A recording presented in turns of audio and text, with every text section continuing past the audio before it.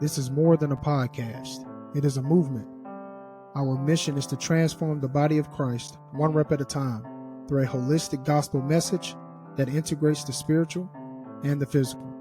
This is the Lightweight Strength Academy podcast.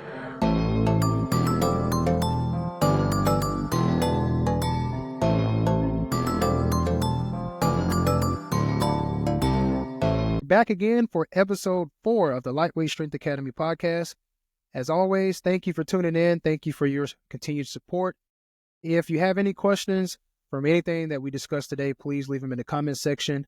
We'll do our best to reply in the comment section or just get back to it in the next episode. We got the entire crew here. This is the first joint podcast, I believe it is. So how's everyone doing? Pretty good. Good. Well, busy.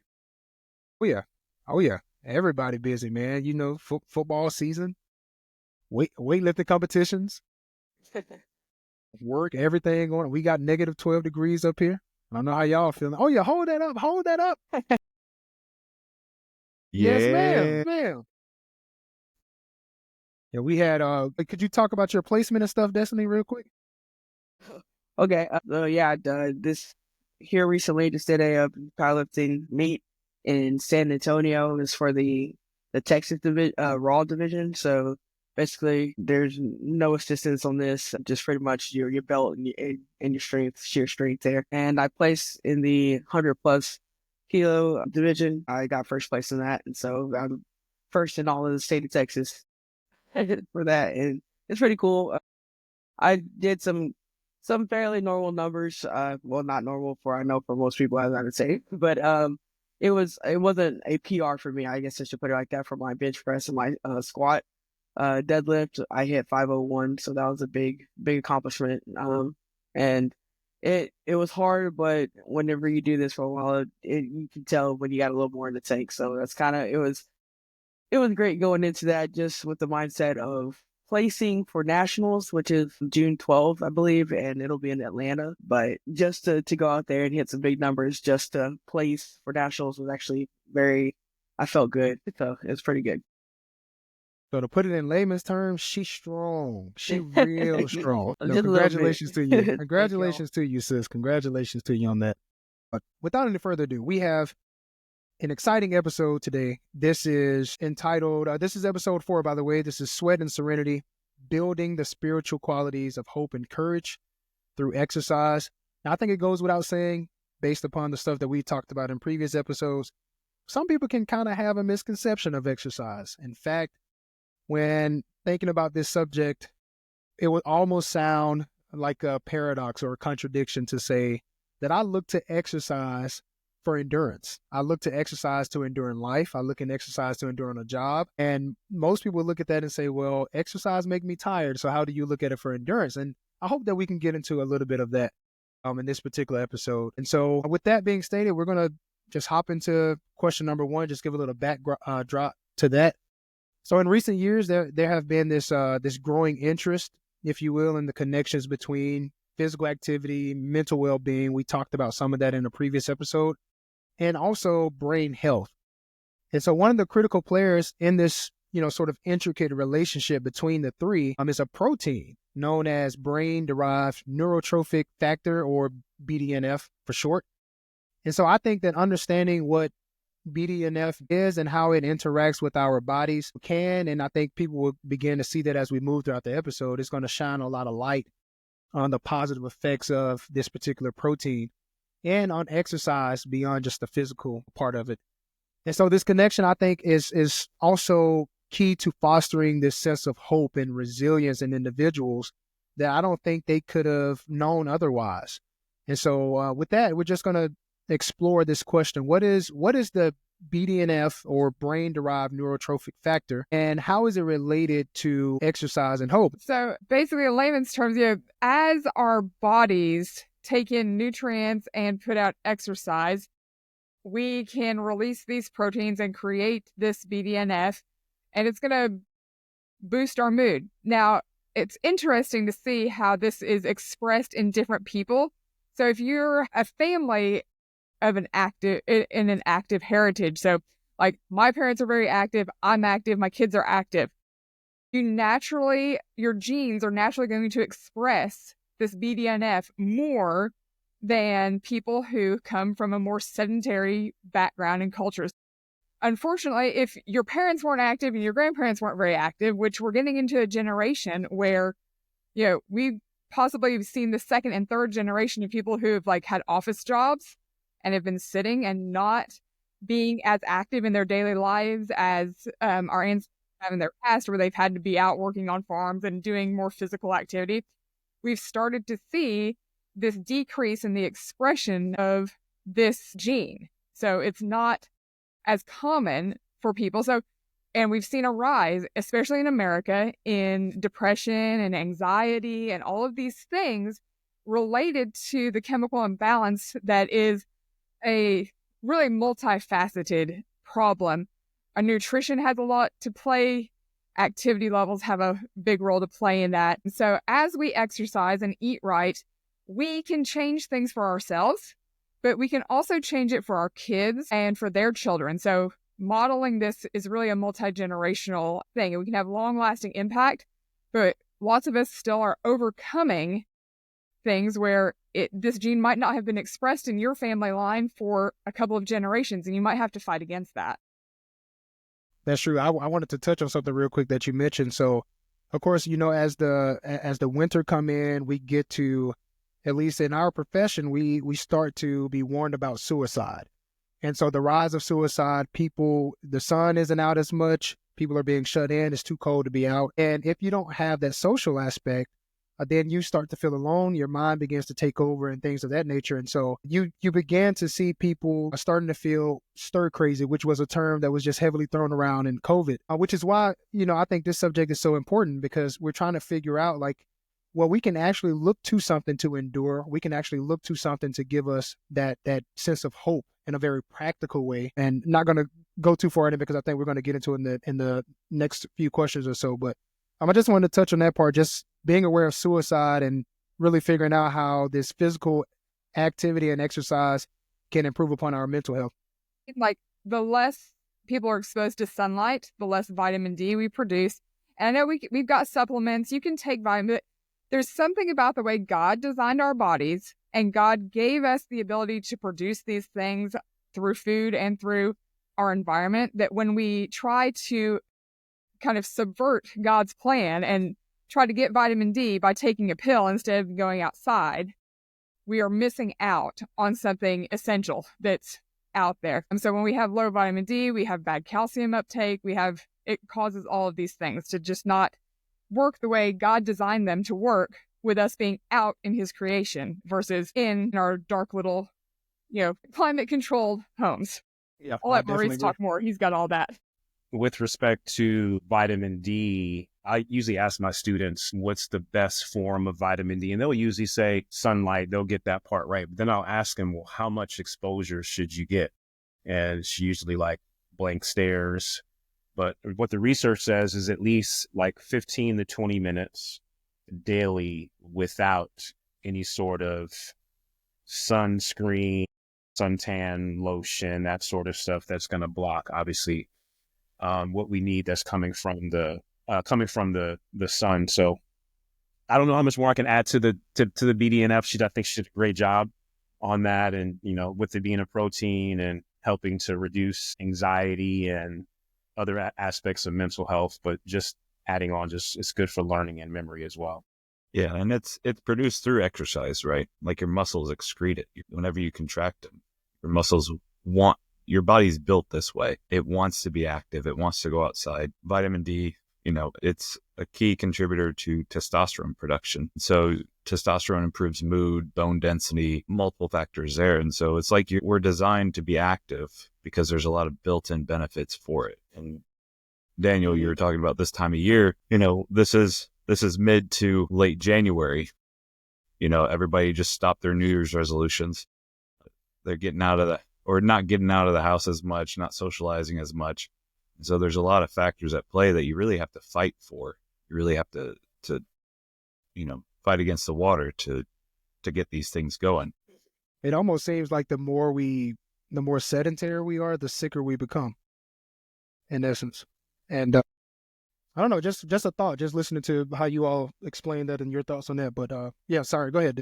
Well, just kind of after hearing everybody else's input on that, which is very, very useful. But I was thinking about like during the COVID age, especially when Gina was bringing up about, sunlight and things like that.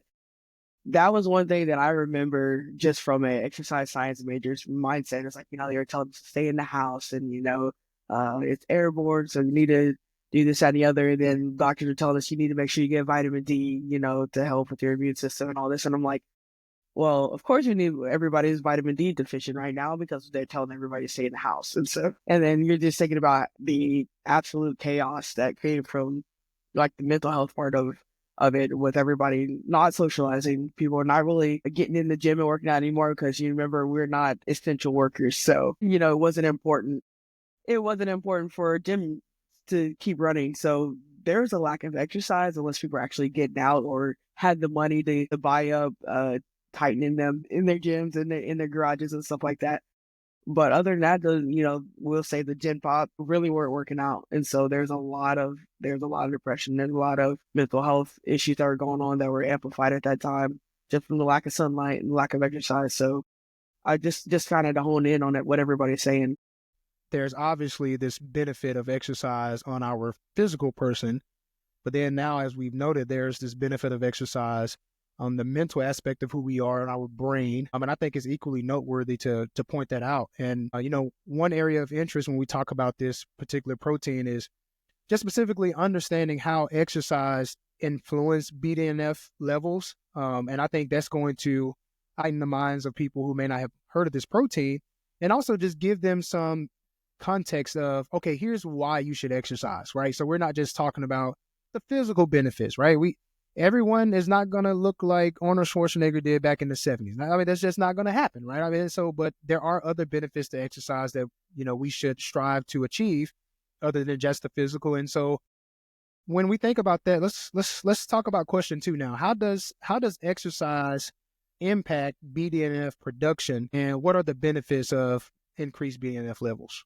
The more active we are, the more this gene is expressed. So just like all other genes in our body, we have dominant and recessive. So the more people who have this as a more recessive gene due to their genetics, they're going to have to overcome that by extra nutrition and extra exercise. So these are things that, almost you have to fight against your genetics, and you think, oh, well, that's really harsh to say.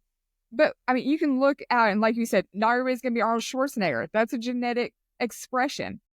But you tend to look like your family, like your lineage, our skin color, our hair color. All of these things are expressions, but that's not who we are.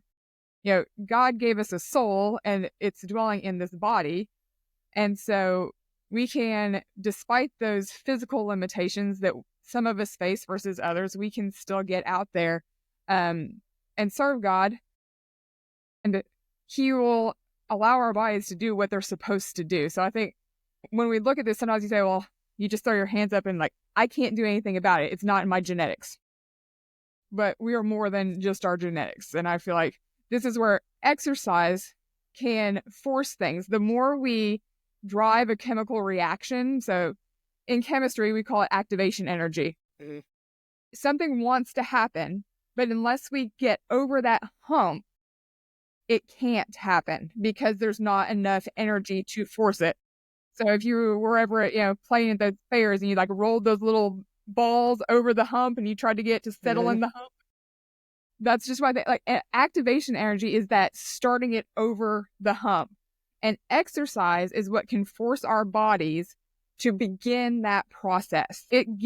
Us putting out that activation energy helps our body to follow through with the rest of that reaction, which produces the BDNF, which increases our mood.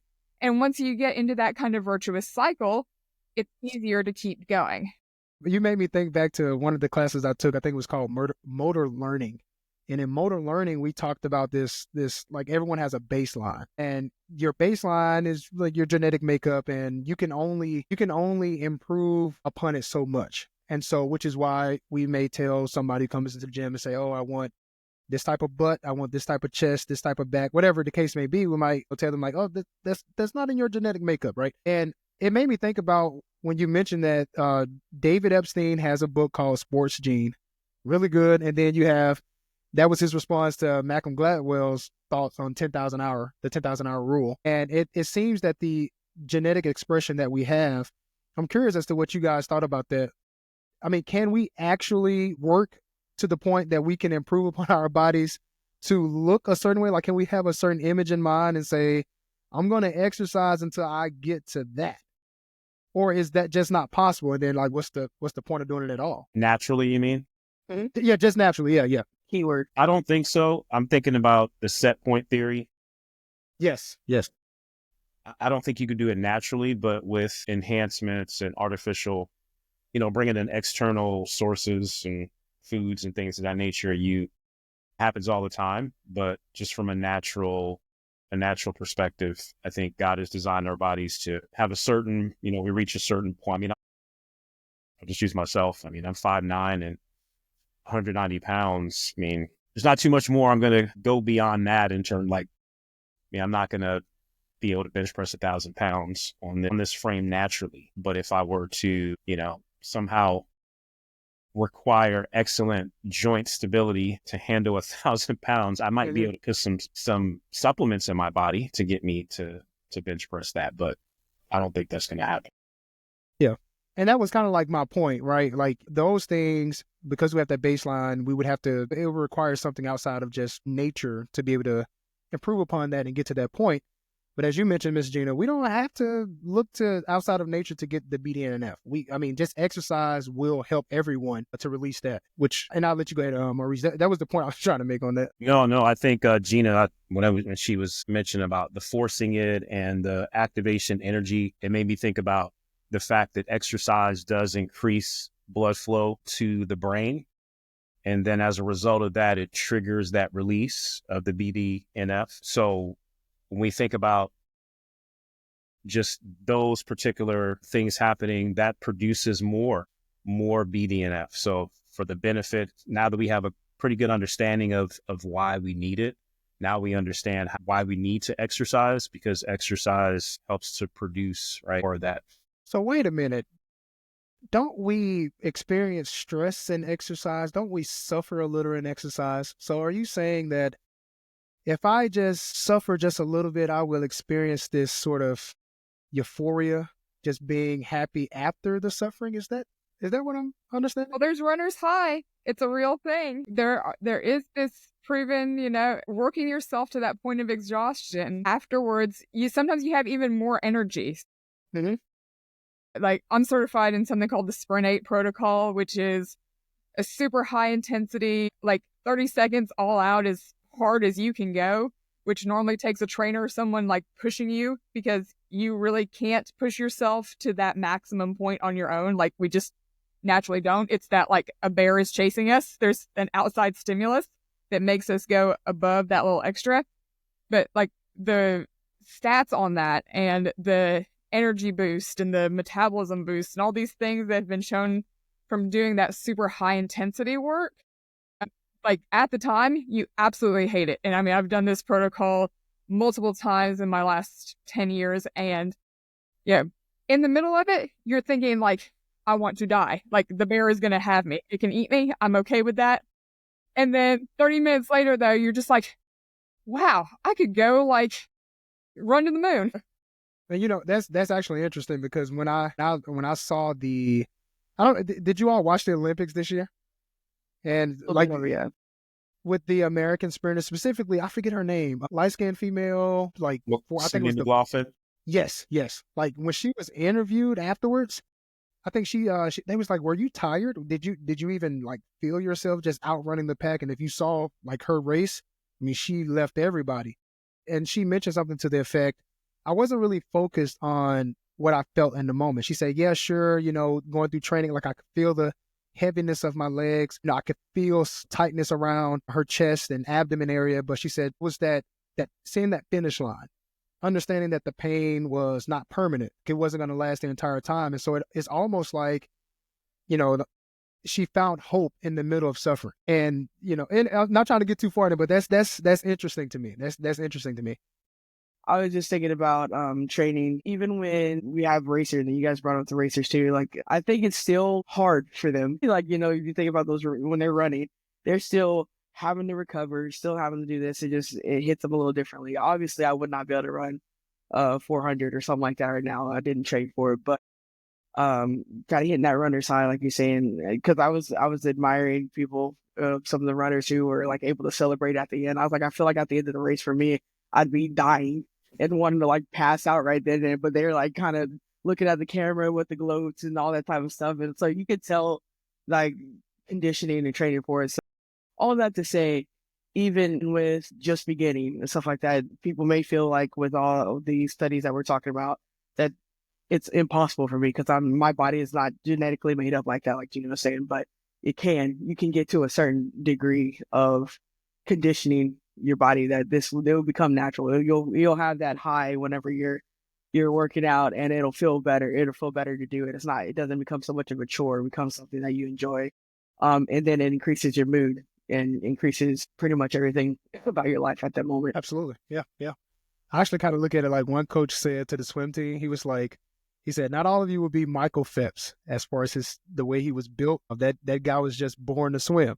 But you can at least you can experience the BDNF production that he felt. You can experience that part, right? Like whether your body looks like him or not, you can experience that part. And I think that's the part that we're all trying to encourage people. Like, hey, look, don't think about looking like the next person or whatever like that. But just think that you can experience this sort of runner's high. You can do it just by simply running. Run.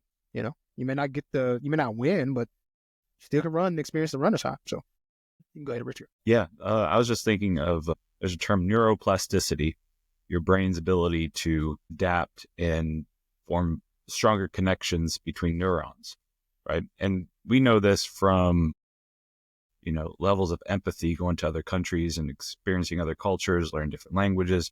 Your brain adapts and it adjusts, and you almost unlock different parts of who you are and what you're capable of doing. And so this protein, BDNF, is associated with your body's ability to repair connections as well as form new connections in your mind. And so even if whatever you're genetically predisposed to, there's a chance that you can improve in your capabilities of what you can do. When we look at this protein BDNF, it has been linked, as we've already discussed, to many various aspects of brain functioning. But I think one that is worthy to discuss is mood regulation. So understanding the mechanisms behind BDNF and just the connection to exercise that it has, we can use those tactics for effective strategies to improve overall mental health and specifically help boost people's mood. I can't tell you how many people I talk to that take supplements to enhance their mood for the day. And for some people, that might be coffee. Either way, we know that a lot of people want to boost their moods. And so let's discuss the role of BDNF. What role does it play in mood regulation, and how can exercise-induced BDNF improve mental health? When I go back in mom mode, and moms, no matter how often you put your kids to bed, like something happens at night when they're little, and you wake up and you're grumpy, and your kids are grumpy. And this is where, if you start your day with a little bit of a fitness routine, and it doesn't have to be much. I mean, it could be 20 squats, and then you and your kids see who can hold a plank the longest. Something easy. You can feel it. Like, it changes the way your family interacts, and it changes everybody's mood. At least my kids were high energy kids anyway. Now they're teenagers, and so I feel like that's even higher energy. But this is where, if you implement this little bit of exercise, even, before school, and this is where I go back, 2 or 3 generations ago when it was tradition that like you walked or you rode your bike to school, kids had better days. And so like homeschooled my kids, but either way, like, starting our day with some exercise helps to get that BDNF flowing. So we're, one, more ready to sit still because we've already gotten some of those wiggles out. But two, like Richard was saying, it makes those connections. Like our brain is kind of woken up, so we're ready to learn. And those things, I think, help our moods to not have these spikes and dips. Just to piggyback off what you stated as well, I don't know is this true for you all, but I'm not the type of person that if I have to be at work at 8, I can't wake up at 7:30 and, I can't do it. Like usually I have to wake up about 2 hours, 3 hours before even to, get in some Bible reading for the faith aspect, but then I have to move. Like I go to the gym before I go to work every day. It's a must. That's my coffee. Like that's the only way I just can't fathom the thought of going from a stagnant position to getting up and going, especially if you work like a desk job, which is majority of Americans, you go from laying down to sitting down. What have you done? You haven't gotten any movement in except from the bed to, wherever you work. Your mood is definitely different. I bike or run to work unless it's negative degrees, which I drive then. Yeah, Most I drive too. I run or I bike to work. And I mean, I live 2.5 miles from my office. It makes a good run. It makes the day go better. And I mean, I work at a gym, so I'm going there to work out, but I still run or bike to get there. And we can do that with our kids. I run a walking and biking nonprofit. So full disclosure, this is my other job is I promote this. But one of the big things that we talk about is that we've gotten in America into this point to point, like we started our house, we get in a vehicle, we show up where we're going. And we've lost that community, that physical outside connection with our environment. And we've seen this rise in mental issues because we're not getting the exercise, the vitamin D, or the community connection that we had 2 generations ago when people walked and biked or rode horses to get where they were going. See, I've been telling people there's a lot we can learn from the Amish, but that's just me. Hey, I'm serious. There have been plenty of studies on the Amish and the type of physical activity they get in, but that's a different episode. I don't have too much more to add to what Gina mentioned, but I'm actually studying this for my doctorate degree, just the benefit of resistance training exercise with Black men who have been diagnosed with depression and seeing how exercise reduces their depressive symptoms. And I think, although I haven't run across any of, in my research, anything relating to BDNF, but just the whole aspect of movement being critical or being instrumental in reducing depressive symptoms. Some of the more recent research even says it can be as effective, if not more, than your counseling or even the medicine, even psychotropics. So I'm sure that this ties into it a little bit, but this is my research right now. This is some of the things I'm looking at. So this is great. I'm not even surprised that exercise would lend more value than sitting down and talking. And I'm in no way saying that we shouldn't have, therapists and counselors and things of that nature. But I am saying that for the most part, men like to be active. They're doers. And, there's a guy named Greg Koufakos. He's a mental health counselor for men in New York City. And he has a non-traditional therapy practice. It's called walk therapy. And so he actually he totally deals with men, and he takes men out. Like they don't come to his office. They meet wherever they are. But the point being the same, men want to be active and out on the moves. When my wife and we lived in Italy for a little bit, and there's this word called passeggiata that means a walkabout or a stroll, usually in the evenings. But I would always go on one with a friend of mine, and the conversations that we'd have, like it seemed more stimulating than if we ever sit down at a coffee shop, right? We'd still sit down at a coffee shop, talk about what's going on. And, we talk Bible, we talk English.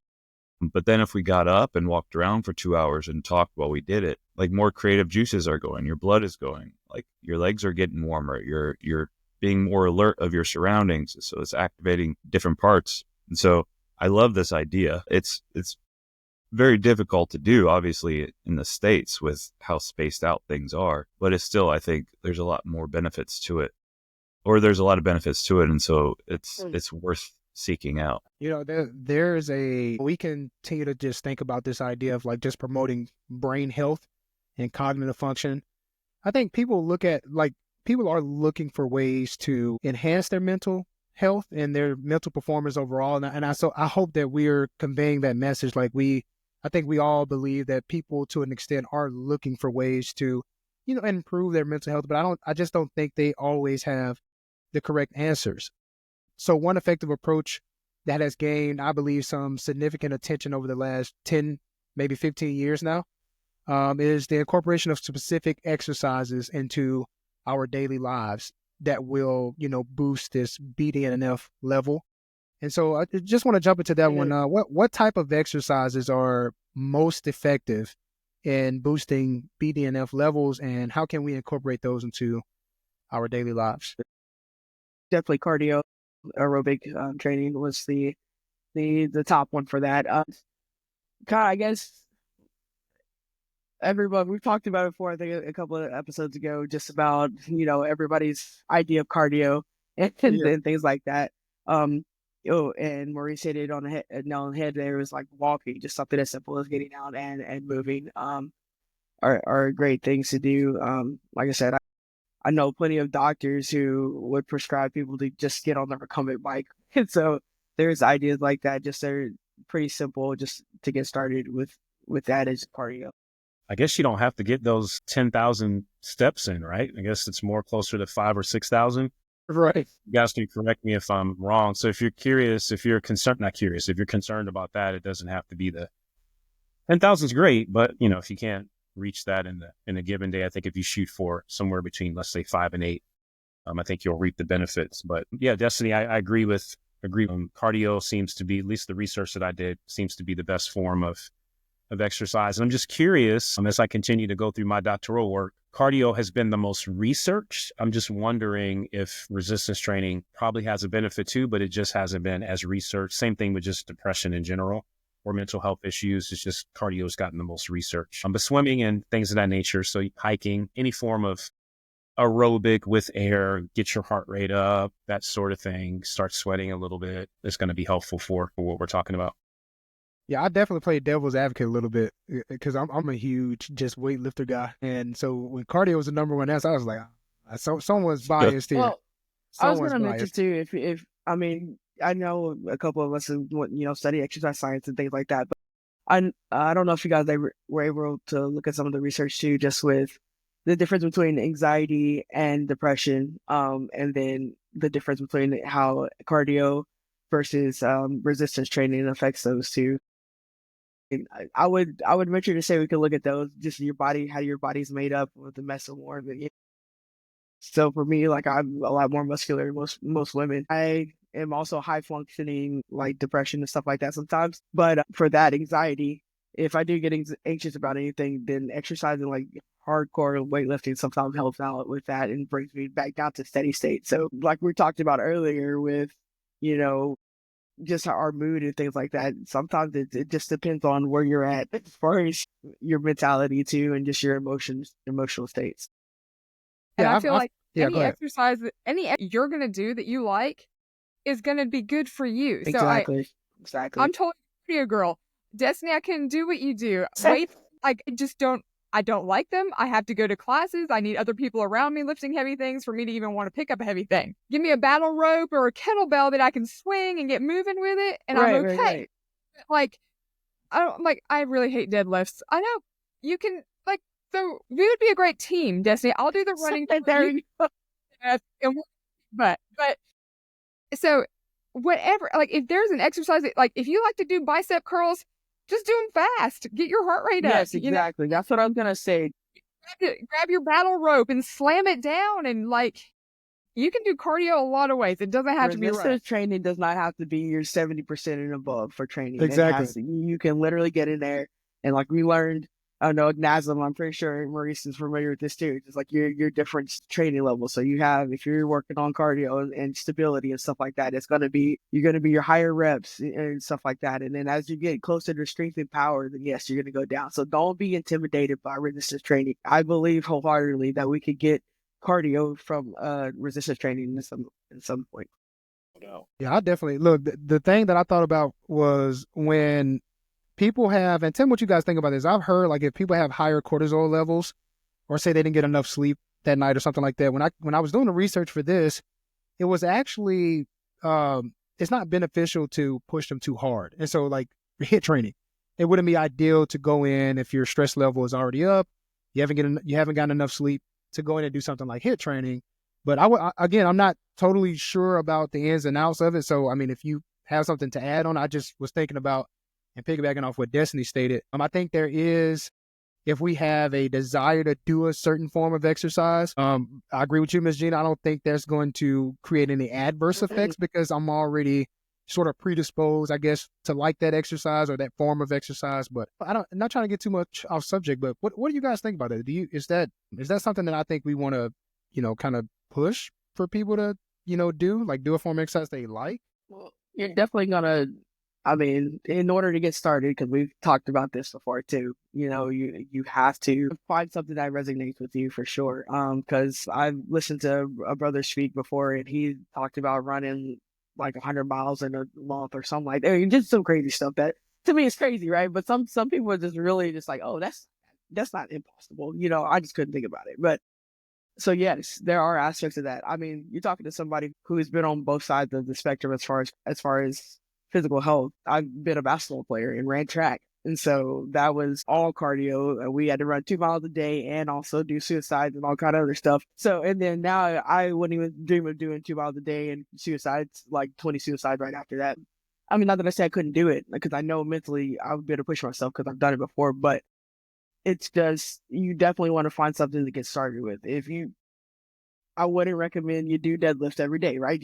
So if that's something you like, and I have so many clients. So now that I'm a like for going to more professional side of powerlifting, then people come to me and it's like, oh, let's do deadlifts today. I'm like, you don't need to do deadlifts every day, and you really don't need to be doing deadlifts that much either. It's good for overall core strength, but you can wear yourself out and potentially, if you're not doing it right, hurt yourself. So that's not something you want to do. Like, right, too much of a good thing could be a bad thing as well.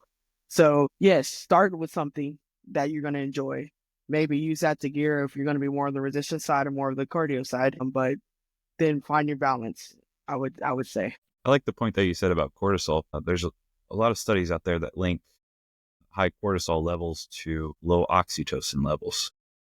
And so if you're not producing or absorbing oxytocin, the love hormone, right, then your stress is going to be high. You're going to have a buildup of tension, of anxiety, symptoms there. And so if you're not doing, if your exercise is producing more stress, then that could work against you. And so you could do what you love. And I think finding a form of exercise that you like, it doesn't necessarily need to be in a gym. It could be, mountain biking through the woods or swimming or something at home, right? But if you're not getting rid of the buildup of cortisol, then it's going to do a lot of harm. I was looking into free divers, people who train to dive without any oxygen tanks or anything like that into the water. And what they do is active breathing exercises. And so doing this and meditation or things like that, it reduces cortisol levels in your brain to a healthier level. And so I'm not going to train to go diving in the ocean or anything, right, but there's things you can do at home. I think this is one of the benefits of some of the slower activities like yoga or people who meditate often. Man, I had never thought about the free divers. That's really good. I know we've mentioned doing what you like to do, but I would stress the importance of safety first. I mean, there are some people who maybe listen to the podcast who haven't exercised in 10 years, but the last time they exercised, they loved heavy squatting. Mm-hmm. I mean, may not want to go start with, which you left off with 10 years ago today, because your body may not be able to handle that at the moment. So safety first. That's generally why I recommend starting off with just some walking first and building up your overall health first. And then you can start adding in some weight training and low level weight training stuff, and your body will start to adapt. And eventually you'll get back up to that heavy squatting, if that's the goal of yours.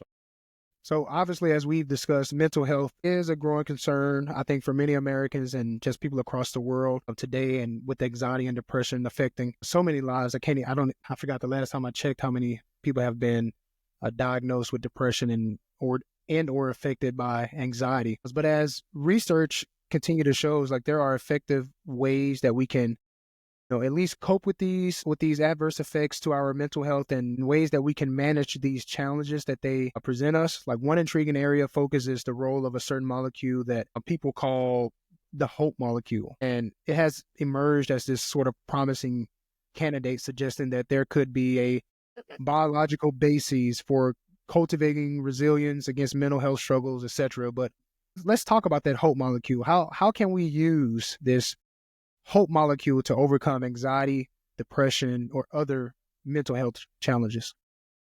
So yeah, this is the hope molecule. This is the one that's more excreted by our muscles as we work out. And yeah, we can definitely see this correlation as we stress our body in a healthy way. So we say stress, and obviously we think mental stress, like bad, like I'm stressed out.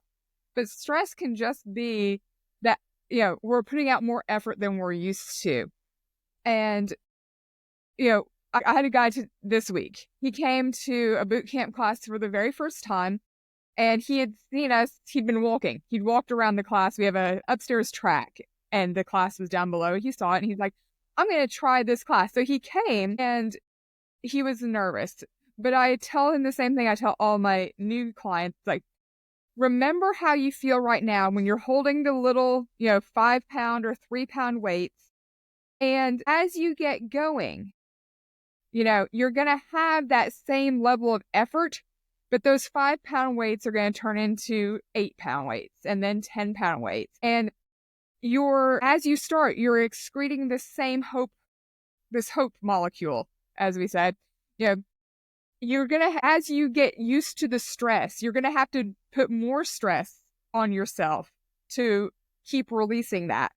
And that's where we get our endurance and our strength. And these are the things, works in our, we're going to make, but, our spiritual lives, we start by like learning our books of the Bible, and then we're going to, we'll read a whole book of the Bible, and then we're going to make application, and then we're going to apply it to our lives. Like we're going to have to keep adding that stress so that we grow physically, that we grow spiritually, that we grow mentally.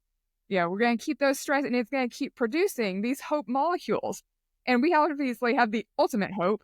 So we know that it's worth it. Like, keep striving. Yeah, when you mentioned like just the stress, when you think about exercise in general, especially like we mentioned resistance training, you're going to feel like resistance training in general is going to stress your muscles. But without the appropriate stress to the muscles, there's no way the muscles are going to grow. There's no way they're going to get stronger. And so there has to be a level of stress that takes place in order for growth to happen, which is why I believe that when Jesus tells us to love our enemies, there's a level of stress that's included with that, because how can we grow? How can we mature? Because the easy thing to do would be to hate them, right? Because they're already an enemy. They're kind of in that category anyway, but it just requires a radical shift of the mind. And so Kelly Magana talks about this idea of stress as well. She mentions how that the belief of stress actually harms more people than stress itself, because we have dedicated so much of our time thinking about being stressed out, more so than we're even stressed out. And so now it's like the adverse effects are caused because I'm thinking or my negative belief on stress itself, when stress doesn't always have to be negative. So yeah, I think you brought out a good point, Ms. Jean. Man, you should do a TED Talk. Okay, well, I'm going to try not to get off soapbox here, because this is one of my favorite topics. Just in general, after doing all this study, this is a really good challenge for me. I love this topic. But I was able to kind of look at something and compare it. I have a roommate now, and I feel like as far as our lives growing up, besides just her, I was a growing up Christian and she didn't. I feel like there's so much more of like this type of practical stuff that we're seeing now that it makes sense. So very low active lifestyle for her. For me, obviously, most of you guys know my family. We're just all, when it comes to whatever respective sports, freak of nature and stuff like that. And we just grew up active. So like we grew up with responsibility. So I'm not just picking on my roommate, but just in general, I'm just looking at how kids are. And I feel like there's like a lack of responsibility. There's a lack of activity in their daily lives that don't have to do with sports. And so we were talking about earlier, just like Gino was talking about earlier, like waking up. And I feel like parents, we should jumpstart kids' lives with responsibilities. You get up and do your chores. So I feel like kids are not getting up and doing chores anymore. They're getting up and, hey, get up, we gotta go. It's time to get ready for school. We're already running late. I gotta go to work. Yada. So you get your clothes on. You're ticked off because everybody's stressed. So there's immediate stress, and it's not the good kind of stress. And so you're not challenging them. Like, hey, you need to go make sure you take the dogs out, let them use the bathroom, make sure they have food, feed the chickens, or what if you're living out in the country. Make sure you do this, that, and the other. Some people have to wake up and make sure the dishes are done. There's no active. Like, you're not getting out and seeing the sunrise. And so there's a lot of the stuff that goes into it. But just in general, like I think we start our lives off with a lot of stress. So I think going into how you become an adult and how you look at things and your perspective on things, typically now everybody's a lot more pessimistic. And like you just said, like we don't handle stress, like we can't handle stress. It's almost like we're looking for the reason to be stressed out or looking for a reason. Hey, whenever my coach says get down and do 30 push-ups, you're just immediately like, oh my, I'm gonna die. Like, and then it should be like, when we grew up, and like I said, like me, like some of us, like all of us kind of mentioned like our parents were active people in our lives and stuff like that. Like 30 push-ups, I'm like, yeah, I'll knock that out real quick. And even if you got to do the girl push-ups or assisted push-ups, it's fine. You you get it done, and that's gonna be the least of your worries.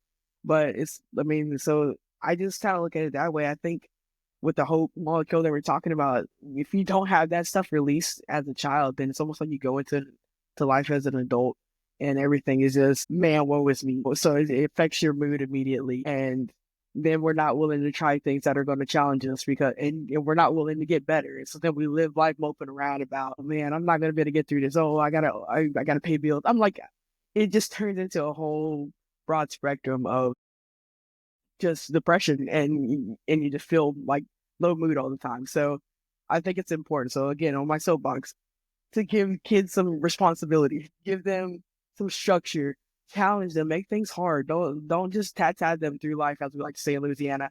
Like, make it hard. Hey, we were talking about the jokes of your dad handing you the wrench, and if you don't hold the flashlight right, then you get into trouble. It provides some stressors that are healthy for them to be able to adjust and lower. So, like I said, I work with a lot of kids, and I hear a lot of parents like, man, I don't know what to do. They're just this and this. And I'm like, well, give them responsibility anymore. Don't make them get up at 5:30 if they got to be at school at 7:30 to get up and do some stuff first. And don't just get up at 7 and then rush out the door. So I agree. How can we use exercise as a way to cultivate hope and trust in God, even in difficult circumstances? The fact that exercise helps to boost our mood and releases endorphins to help us feel better, I think it can jumpstart us to, I don't know how I want to phrase this. Oftentimes as Christians, we struggle with just the toils of life. But sometimes, even though we know we're supposed to depend upon God, right? And we're supposed to trust in God, but then sometimes we tend to forget that and we get all in our feelings, as people may say. Well, it's kind of hard to do that if you get all in our feelings, that is, if we are consistently exercising, because exercise kind of brings us back up to the fact of boosting our confidence. And then we're like, okay, it's almost like, I know I'm supposed to trust in God, but I'm not exercising. So you get further away. But then as you exercise, yes, I know I trust in God, and we get closer to God, if that makes sense. So if for nothing else, because God has made our bodies to move, and we know the many benefits of exercise, if we get on a schedule or routine of where we're consistently exercising, it helps us to trust more in God from a like internally release of those things that help us feel better. If we feel better about ourselves, like we're more motivated to pray. We're more motivated to call a brother and sister and share with them our struggles. Or we're more motivated to read our word and, you know, study God's word and attend worship services and things of that nature. I think it's the acceptance of responsibility. Take care of yourself. Take care of this gift that God gave you. And you're choosing to do it. There's a lot of studies out there also associating people with low responsibility and high depression. The more responsibility, the more worthwhile responsibility you take on, the more purpose you have, the more direction you have. Your days are filled with things to do. And so you don't really have a chance to think of the whole like, woe is me. And then you're proving that mentality to yourself. And so that's obviously going to carry over now into other things. People in church services, you get plugged in some way.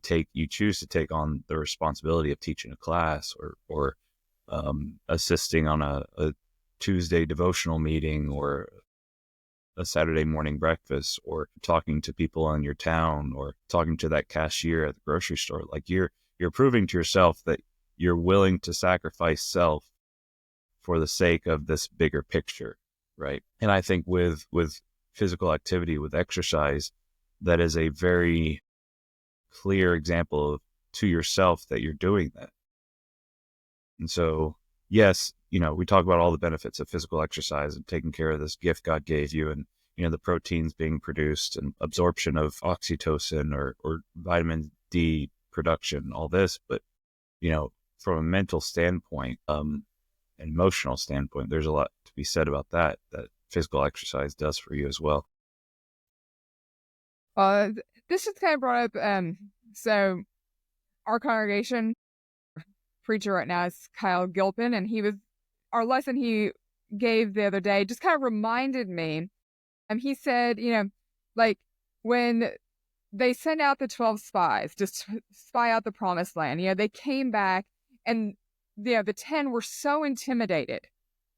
And Caleb and Joshua were like, we got this. And I feel like this is where exercise, like when God calls upon us and we feel like our body can do what we want it to do, we're ready to say, I got this. Like, you know, we do a monthly food pantry. Like we need people to be able to lift things and pass out this food. And it's like, we've got some who are like, I can't because I can't lift things that are more than 5 or 10 pounds. Like, I got this. Like, I can do that, you know? So keeping ourselves in physical shape allows us to respond when those opportunities for spiritual things come knocking.